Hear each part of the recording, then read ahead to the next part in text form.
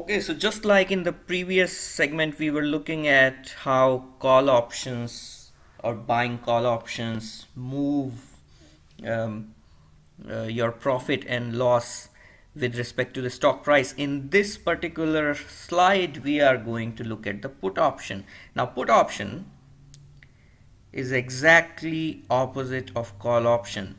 Buying a put option gives you a right to sell 100 shares at the strike price before the date of expiry. So when would you buy a put option then? See, remember, you buy a call option when you think that the stock has a potential to go up. You buy a put option when you think, based on the research or based on some data that you have, that this particular stock is potentially going to go down, and that's when you buy a put option. So let's again go back to our simple example, because that seems to be the easiest way for us to look at a profit or loss graph. I will stick to the example of June.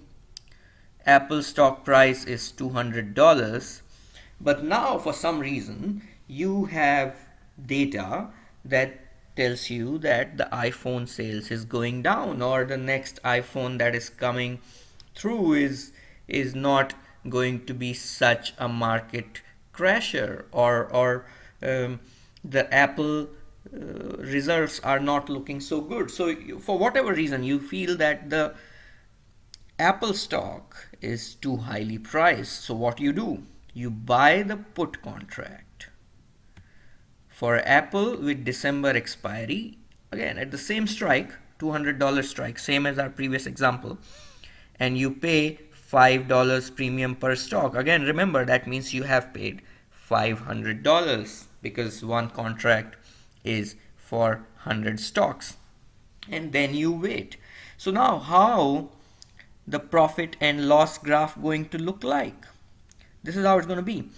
If the stock price closes anywhere in this range, okay, which means the stock price is closing above the strike price that you had, you are going to have a loss. And what is that loss going to be? That loss is going to be $500, because that's the amount of premium you paid.